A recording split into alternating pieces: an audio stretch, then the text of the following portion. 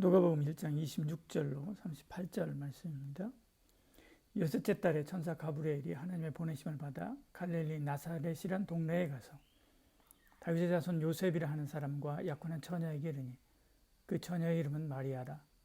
그에게로 들어가 이르되 은혜를 받은 자여 평안할지어다. 주께서 너와 함께 하시도다 하니 처녀가 그 말을 듣고 놀라 이런 인사가 어쩌민가 생각하며 천사가 이르되 마리아여 무서워하지 말라. 내가 하나님의 은혜를 입었느니라.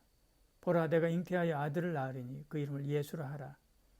그가 큰 자가 되고 지극히 높으신 이의 아들이라 일컬어질 것이요 주 하나님께서 그 조상 다윗의 왕위를 그에게 주시리니 영원히 야곱의 집을 왕으로 다스리실 것이며 그 나라가 무궁하리라.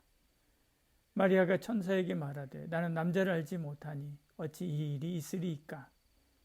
천사가 대답하여 이르되 성령이 내게 임하시고 지극히 높으신 이의 능력이 너를 덮으시리니 이러므로 나실 바 거룩한 이는 하나님의 아들이라 일컬어지리라. 보라 내 친족 엘리사벳도 늙어서 아들을 배었느니라. 본래 임신하지 못한다고 알려진 이가 이미 6달이 되었나니 대저 하나님의 모든 말씀은 등하지 못하심이 없느니라. 마리아가 이르되 주의 여종이오니 말씀대로 내게 이루어지이다 하며 천사가 떠나가니라. 아멘. 천사의 방문을 받은 마리아는 깜짝 놀랐습니다. 29절에 그 말을 듣고 놀라 이런 인사가 어쩌민가 생각하며 말씀하죠. 천사는 여기서 놀랄 일이 아니고 무서워할 일이 아니다 라고 이야기합니다. 마리아여 무서워하지 말라. 내가 하나님의 은혜를 입었느니라. 하나님의 은혜가 임한 것이다 라고 설명하는 거죠. 당시 이스라엘은 대부분 연애가 없고 중매로 결혼했습니다. 중매에서 합의되면 약혼하게 됐지요. 약혼식을 올린 다음 6개월이나 1년이면 결혼식을 올립니다. 그러나 결혼식보다 더 중요하게 여기는 것이 약혼식이었지요. 약혼하면 사실상 부부됨을 선언하는 것이나 마찬가지로 보았습니다. 지금 마리아는 약혼했지만 아직 결혼하지 않은 상태지요. 그러므로 이때 아이를 수태한다라고 하는 것은 매우 당혹스러운 일이지요. 이것은 은혜가 아니라 저주에 가까운 일입니다. 돌에 맞아 죽을 위험을 안아야만 하지요. 그런데 천사는 이것을 하나님의 은혜다라고 설명합니다. 그렇습니다. 우리는 일반적으로 하나님의 은혜 하면 기분 좋은 것, 감정이 좋은 기분으로 흥분한 그런 상태, 잘 되는 거, 형통한 거, 복 받는 거, 안 되던 일이 잘 풀리는 거, 이런 것들을 연상하기가 쉽죠. 그러나 마리아에게만 하나님의 은혜는 예수 그리스도를 잉태하는 것입니다. 예수 그리스도께 자신의 몸을 내드리는 거죠. 자기 생명을 맡기는 것입니다. 자기 인생을 맡기는 것입니다. 자기 모든 것을 걸어야 되는 일이지요. 목숨을 걸어야 되는 살벌한 현실입니다. 지금 우리로 말하면 지금 순교의 은혜를 받은 자여 주를 위해 기쁜 마음으로 죽어라 라고 하는 말과 같은 거죠. 지금 주를 위해서 자기 전 재산을 드릴 은혜를 받은 자여 가난을 기쁜 마음으로 받아들여라 라고 하는 것과 같은 거죠. 우리는 하나님의 은혜와 성령 충만 같은 이런 용어를 너무 감상적으로 이해하거나 종교적인 장식 언어로 생각하거나 혹은 반대로 너무 세속적으로 생각해서 축복, 기적과 같은 그런 말의 동어인 것처럼 생각하는 경향이 많습니다. 그래서 성경에서 말하는 날 것 그대로의 용어를 받아들일 필요가 있습니다. 그리고 그대로 믿어야 되지요. 그때 그 날 것 그대로의 신앙이 우리 안에서 살아 숨쉴 수 있는 것입니다. 우리의 신앙이 현실 앞에서 맥을 못 추는 이유는 살아있는 신앙, 성경이 말하는 이런 리얼한 신앙이 아니라 추상적이고 관념적인 믿음을 가지고 있기 때문에 그렇지. 저와 여러분 모두가 다 말씀 안에서 믿음으로 승리하는 그런 은혜가 있기를 축복합니다. 마리아는 어쨌든 놀랐습니다. 그리고 자신이 처녀인데 어떻게 이런 일이 일어날 수 있을까 이렇게 생각했지요. 상식적으로 이해가 되지 않았습니다. 그래서 질문하지요. 34절에 천사에게 말하되 나는 남자를 알지 못하니 어찌 이 일이 있으리까. 그렇습니다. 우리 신앙은 덮어놓고 믿는 것이 아닙니다. 눈으로 보고 손으로 만지는 신앙이어야 되지요. 생생한 신앙이어야만 합니다. 그래서 묻는 것입니다. 이해되지 않는 것을 묻는 것이지요. 하나님은 그런 마리아를 책망하지 않습니다. 35절에 천사가 대답하여 이르되 성령이 내게 임하시고 지극히 높으신 이의 능력이 너를 덮으시리니 이러므로 나실 바 거룩한 이는 하나님의 아들이라 일컬어지리라. 성령이 너를 붙잡고 일하시는데 안 될 것이 뭐냐 이야기하는 거죠. 그러면서 친절하게 최근에 일어났던 일을 예로 들어서도 설명합니다. 36절에 내 친족 엘리사벳도 늙어서 아들을 배웠느니라. 본래 임신하지 못한다고 알려진 이가 이미 6달이 되었나니 이렇게 말씀하죠. 하나님은 못하시는 것이 없는 전능하신 하나님이라고 마지막에 못 박습니다. 37절에 하나님의 모든 말씀은 능하지 못하심이 없느니라 했죠. 모르는 것이 불신이 아닙니다. 알면서도 믿지 않는 것이 불신이죠. 믿지 못하는 것이 불경스러운 것이 아닙니다. 하나님의 말씀인 줄 알면서도 믿지 않는 것이 불경스러운 거죠. 교회 안 나오는 것과 교회 못 나오는 것이 다르듯이 우리가 믿지 않는 것과 믿지 못하는 것이 다릅니다. 그러므로 믿어지지 않는 것, 이해가 되지 않는 것, 믿어지지 않는다라고 말하고 저에게 믿음 주세요, 확신 주세요 라고 기도해야죠. 귀신 들린 아이의 아버지가 주님께 나의 믿음 없음을 도와달라라고 말하지 않았습니까? 마가복음 9장 24절에 아버지가 소리질러 이르되 내가 믿나이다. 나의 믿음 없는 것을 도와주소서 하더라 이렇게 이야기하죠. 이해가 되지 않는 것을 가르쳐달라라고 여러분 기도하시길 바랍니다.